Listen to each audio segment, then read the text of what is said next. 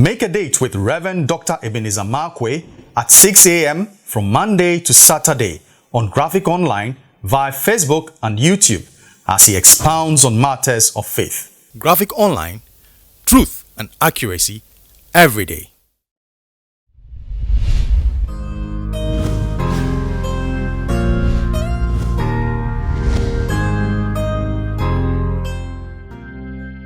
This is Rev Dr Ebenezer Markwei of Living Streams International. We meet behind the trade fair, behind Zenith College, bringing you matters of faith with Graphic Online. This morning I want to talk about something that could be a little bit sensitive. I'm sure everyone has been through something like that before, and that is especially leadership. I like to call it lonely places. I was reading Jeremiah 15 verse 17, and if you remember Jeremiah is one of my interesting heroes of the Bible.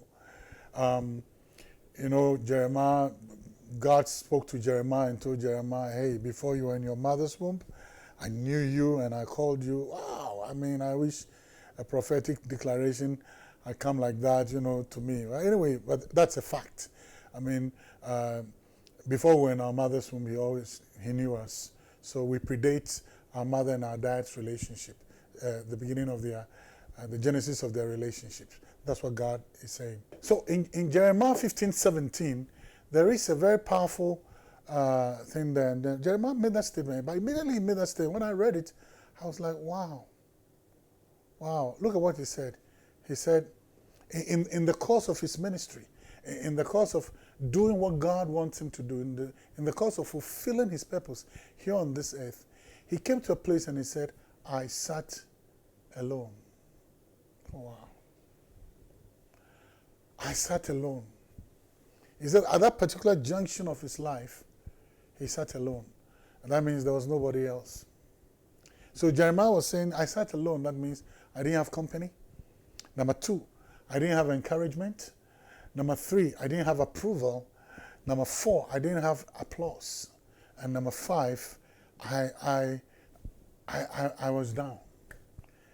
You could see a very mournful tone. You could see a very mournful tone that he's telling God, I sat alone. He's telling people, there's no one else with me. See, there's a burden of leadership.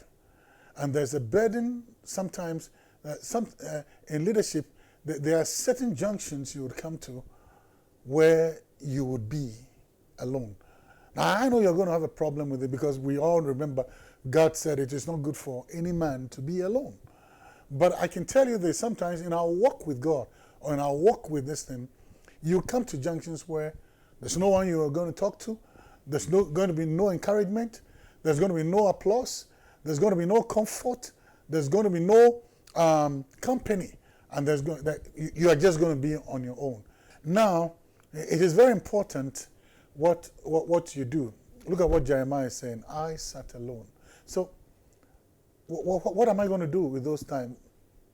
First of all, I need to acknowledge that there will be lonely moments, or there will be lonely places in ministry, and not just lonely places in ministry, lonely places in leadership.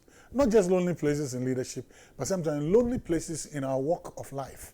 Sometimes you wouldn't have the people that you want around you, or sometimes the applause will not be heard, or sometimes the approval may not be felt, or sometimes the encouragement is not going to come, and sometimes the comfort is not going to come. Jeremiah said, I sat alone.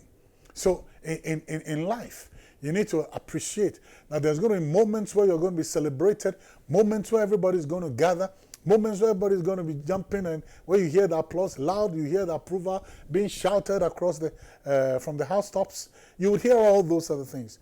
But you must also make room in the agenda of your life for lonely places, places where there will not be anybody there. Jesus Christ had quite a moment like that in the Garden of Gethsemane. He was always surrounded by a crowd, but in the Garden of Gethsemane, he sat alone. It was just him alone. He took people to go and pray with him, but they slept. So you need to understand, and it's a fact of life. And your ability to appreciate those moments and not to do anything done silly or something like that is a test of your maturity. I sat alone, but I didn't abdicate on my responsibility.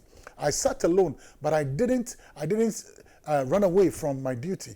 I sat alone. I didn't go back upon God. I sat alone. I didn't threaten God. I didn't do anything silly. Listen, I sat alone.